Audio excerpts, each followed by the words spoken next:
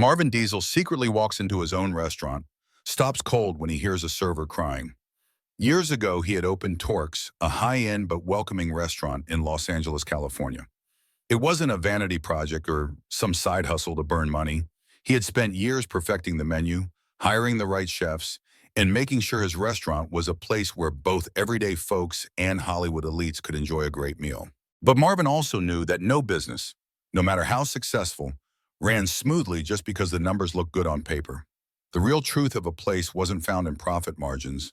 It was found in the back kitchens, in break room whispers, in the exhausted sighs of employees after a long shift. That's why, every few months, Marvin made a habit of walking into Torque's as a regular customer. No flashy entrance, no announcement, just a man in a hoodie and jeans stepping into his own business like anyone else. That night, the place was buzzing. The Friday dinner rush was in full swing, with servers darting between tables, balancing trays of sizzling steaks and cocktails. The scent of garlic butter and grilled ribeye filled the air. The ambient lighting cast a golden glow over couples, friends, and solo diners enjoying their meals. At first glance, everything seemed fine. But Marvin had spent enough time in the industry to know that looks could be deceive-marving. He spotted the manager, a tall, rigid-looking man in a navy blue dress shirt, standing at the edge of the floor, watching everything too closely, like a hawk circling its prey. There was something about his stance that felt off, not just observant, but controlling. Then as Marvin moved toward the bar, he heard it, a soft, muffled sound coming from the side hallway near the kitchen. At first, he barely noticed it, but as he walked past, the sound became clearer. Someone was crying, not loud, not dramatic, the kind of cry you let out when you're trying desperately not to break. Marvin's footsteps slowed. He turned his head slightly toward the break room door. It was slightly ajar. Inside, he caught a glimpse of a young woman, head bowed, fingers gripping the edge of a metal counter like she was trying to keep herself from collapsing. Another employee, a young man in a Torque's uniform, stood beside her, speaking in hushed, urgent tones. Marvin didn't know her, but the look on her face hit him like a gut punch. Something was very, very wrong, and he wasn't Leah Marvin until he found out what. He turned back toward the bar, taking a seat on one of the stools. His face was calm, but his mind was racing. The crying, it wasn't just stress, it was fear. Marvin had worked in restaurants before. He knew what it was like to deal with rude customers, long shifts, aching feet, but this was different. His first instinct was to walk over and ask if she was okay. But right now, he wasn't Marvin Diesel, the owner of Torque's. He was just another customer, a stranger. So instead, he listened. The young man beside her, probably a fellow server, kept his voice low. Marvin could only make out fragments. "You can't let him? He doesn't own you." The woman, her voice barely audible, responded, "What choice do I have? He made it clear. If I don't do what he says, I'm gone." Marvin's grip tightened around the glass of water the bartender had set in front of him. At first, he thought it might be about a customer. Maybe someone had harassed her. But the way she said it, it wasn't about a customer. It was about someone inside the restaurant. Before he could think further, a bartender approached him. "Hey, what can I get you?" Marvin turned, offering a polite smile. "Just a water for now." The bartender nodded and moved on. But Marvin wasn't focused on drinks.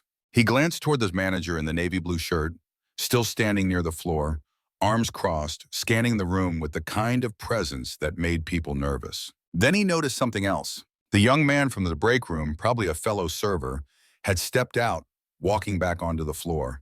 His jaw was tight. His hands fidgeted as he adjusted the notepad in his apron.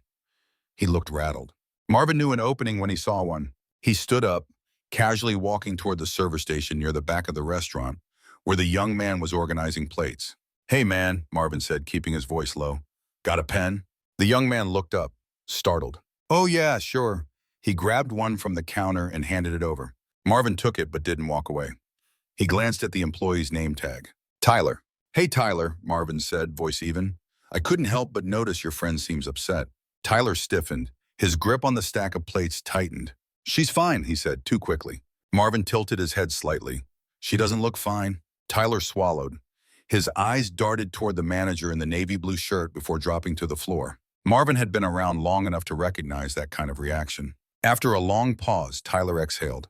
"She's not fine," he admitted, voice barely above a whisper. Marvin studied Tyler's face, reading the tension in his jaw and the way his fingers kept gripping the notepad at his waist. The kid wanted to talk. He just wasn't sure if he could. Marvin lowered his voice just enough. Is it a customer issue? Tyler hesitated. That pause told Marvin everything. No, Tyler muttered. It's not. His eyes flicked toward the front of the restaurant, toward the manager in the navy blue shirt, who was still standing near the hostess station, watching the room like he owned it. Tyler exhaled sharply, glancing back toward the break room before shaking his head. It's her personal business. That was a lie. Not because Tyler wanted to mislead him, but because he was afraid. Marvin had seen it before. Employees stuck in bad situations, unable to walk away because of financial pressure, personal struggles, or worse, fear. Marvin leaned on the counter slightly, keeping his posture relaxed. How long has she been working here? Tyler responded automatically. A little over a year. Then he tensed. Why? Marvin shrugged, keeping his tone light. Just wondering if she likes it here. Tyler let out a short, humorless chuckle. She doesn't, but she can't afford to leave. And there it was. The real problem. She wasn't just stressed, she was trapped. Marvin's gut tightened. This wasn't just about a bad work environment. Something deeper was going on here. Before he could ask anything else, Tyler stiffened. Marvin didn't need to turn around to know why. The air shifted, thick with something unspoken. The manager was walking toward them. Everything okay over here? The manager's voice was smooth but firm. Tyler immediately dropped his gaze, busying himself with the plates in front of him. Yes, sir, just helping a customer. Marvin turned and finally faced the man up close. Mid-40s, crisp shirt, neatly combed hair, the kind of sharp features that had seen too much and cared too little. This wasn't just a tough boss. This was someone who knew exactly how much control he had, and enjoyed it. The name tag on his shirt read, Rick Calloway. Can I help you with something? Calloway asked, polite but edged. Marvin smiled casually. Just getting a pen. Tyler here was kind enough to help me out. Calloway didn't break eye contact. Good, he said, clapping Tyler on the shoulder, a little too firmly. Let's stay focused on work. Tyler nodded quickly, eyes locked on the plates in front of him. Yes, sir. Marvin clenched his jaw but didn't react. Not yet. He thanked Tyler and stepped away, feeling Calloway's eyes on him the entire time. His mind was already made up. He wasn't Leah Marvin. Not until he figured out exactly what was happening in this restaurant. He stepped outside for a moment, letting the night air cool his frustration. From where he stood, it probably looked like he was just checking his phone. In reality, he was thinking hard. Something wasn't adding up. Emily was terrified. Tyler was hesitant. And Calloway, that man had the look of someone who thrived on control. Marvin had dealt with plenty of bad managers before, but this was different. This was calculated. If he wanted real answers, he needed to talk to someone who wasn't afraid. And then, as if the universe was working in his favor, Nate, the bartender from earlier, stepped outside. The kid was leaning against the side of the building, scrolling through his phone, probably on a break. Marvin saw his opening. He walked up casually, hands in his pockets. Long night? Nate looked up, startled, then relaxed when he recognized him. Yeah, Fridays are always nuts. Marvin nodded, leaning against the wall beside him. Mind if I ask you something? Nate hesitated but shrugged. Sure. Marvin kept his voice light. Your manager, Calloway, what's he like? Nate's expression darkened. It was quick, just a flicker, but Marvin caught it. He's, strict, Nate said carefully. Likes things done a certain way. Marvin tilted his head. That normal for managers? Nate exhaled, looking around as if checking for eavesdroppers. Then he lowered his voice. He's not just strict, he's... Nate struggled for the right word. Then in a voice barely above a whisper, he said something that made Marvin's stomach turn. He makes Emily stay late, alone. Marvin's muscles tensed. She's the only one? Nate nodded. Yeah, and he's always talking to her like she owes him something. I've seen it, man, the way she tenses up when he calls her into his office. It's not normal. Marvin's grip tightened around his arms. He had seen this before, a manager who played power games with employees, singling out the vulnerable ones, making them feel like they had no choice but to obey. He took a slow breath, forcing himself to stay calm. She ever say anything about it? Nate shook his head. No, but she doesn't have to. We all see it. Marvin exhaled slowly. Now he wasn't just dealing with a toxic boss. He was dealing with a predator, and that changed everything. Thanks for telling me, Nate. Marvin patted him on the shoulder. You're a good guy. Nate gave a half smile but still looked uneasy. Marvin turned, glancing back at the building. Emily was still inside, still under Calloway's control. And now Marvin knew exactly what he needed to do. He wasn't waiting. Not when he had seen this pattern before. He had climbed his way up through Hollywood, had dealt with his fair share of power-hungry executives who manipulated people beneath him. He knew how easy it was for a man in power to twist the system in his favor. The employees under Calloway's control weren't just uncomfortable. They were afraid. And Emily? She was at the center of it. Marvin pushed open the glass doors and walked back inside. The restaurant had slowed down, the dinner rush winding to a close. Fewer customers, fewer witnesses. But Calloway was still there, standing near the server stations, scanning the room like he owned it. Marvin's footsteps were steady as he crossed the floor. He didn't stop at the bar. He didn't hesitate. He went straight for Emily. She was mid-conversation with a customer, her voice mechanical, her hands steady, but her eyes looked hollow. She saw Marvin approaching and tensed slightly, like she expected trouble. "Excuse me," Marvin said, just loud enough for the customer to hear. "I need to speak with you for a moment." Emily blinked, confused. I'm with a customer, sir." The woman in front of her frowned. "She's helping me right now. You can wait." But Marvin kept his eyes on Emily. "It's important." And she knew. She swallowed, apologized to the customer, and stepped away from the counter. Calloway noticed immediately. Marvin saw him straighten, eyes narrowing. He didn't like losing control. Emily led Marvin a few steps away, fidgeting with the edge of her apron. What can I help you with, sir?" Marvin took a slow breath. "I know what's happening." His voice was low. "You don't have to say anything. I just need you to know you're not alone." Emily flinched. For a second, just a second, she looked like she might break. But then she shook her head, forcing a tight smile. "I don't know what you mean." Marvin wasn't Marving up. "Calloway, the late shifts, the way he treats you, I know it's not okay." Her fingers curled into fists. Fear. That's what this was. And fear meant she had no way out. "I can't," she whispered. "You can," Marvin said firmly, "and you will, because I promise you he's not untouchable." Before Emily could respond, a shadow loomed beside them. Rick Calloway had arrived. His expression was cool, but his eyes were sharp with irritation. "Is there a problem here?" His voice was polite, but Marvin could hear the warning in it. He didn't turn to face Calloway immediately. Instead, he kept his focus on Emily, watching how she shrank slightly at the sound of his voice, how her fingers clenched around the hem of her apron. That reaction told Marvin everything. He turned, keeping his face neutral. Just Marving a conversation. Calloway's smile didn't reach his eyes. "Well, Emily has a job to do. She doesn't have time for private discussions." Marvin caught the way Emily flinched at the word private.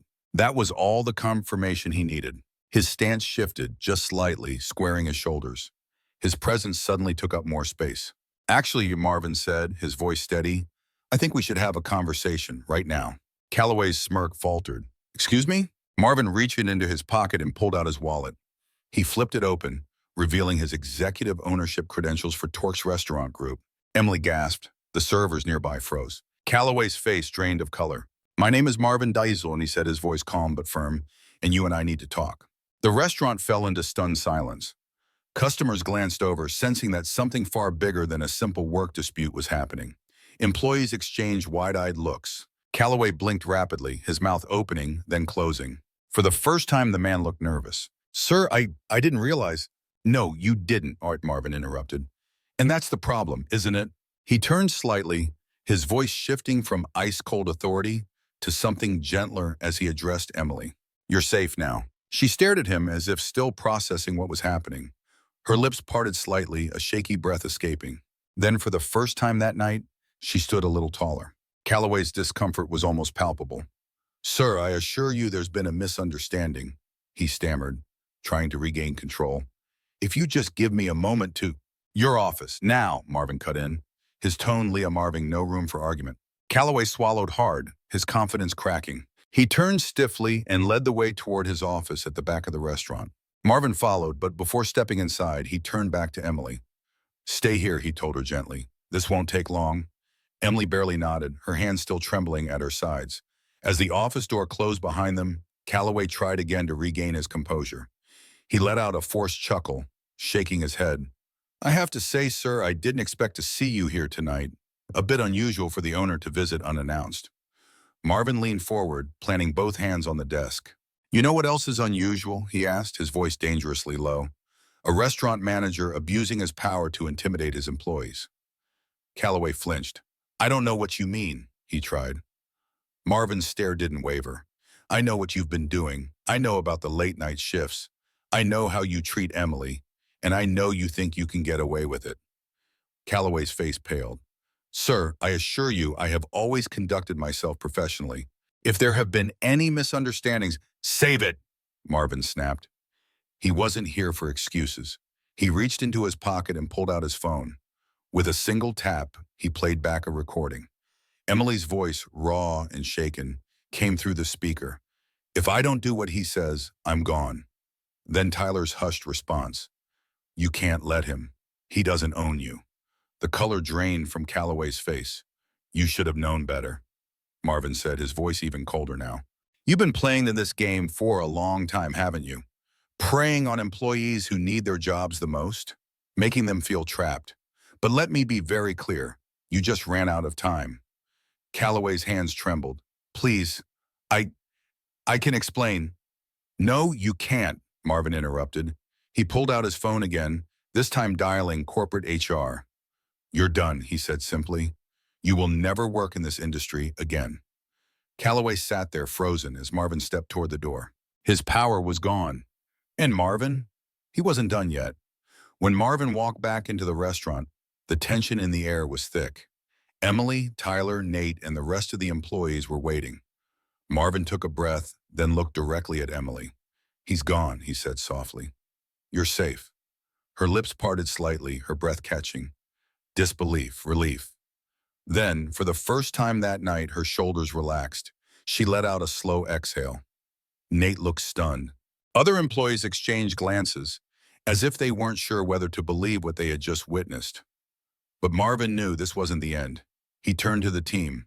You've all been working under someone who didn't deserve his position, he said. That changes now. Emily wiped at her eyes, swallowing hard. What happens next? Marvin gave her a small, reassuring smile. You tell me. She stared at him, processing his words. For the first time in over a year, she felt something unfamiliar. Control. She glanced at Tyler, who was still in shock, then at Nate, who gave a small, hesitant nod. They were all waiting for her to speak. Emily took a shaky breath.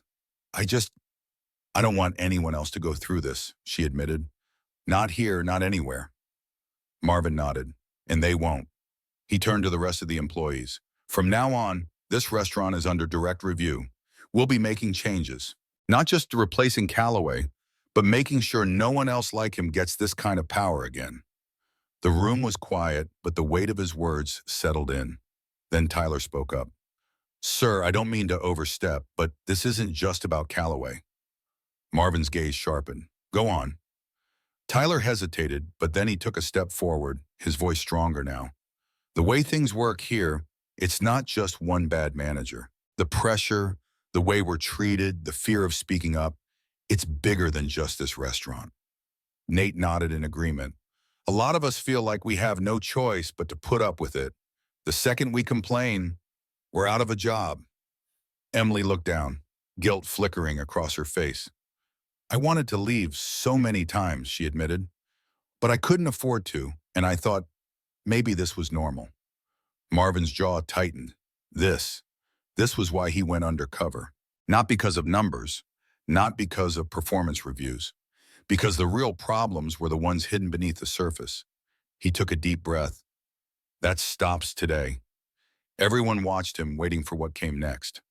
I don't just want to fix this restaurant. I want to fix the system, and I'll need your help to do that. That means transparency. That means trust. That means if something is wrong, you speak up. Emily still looked uncertain. And if we do, will anyone actually listen? Marvin met her eyes. I will. She studied him for a long moment. Then finally she nodded. And for the first time that night, she looked like she believed it.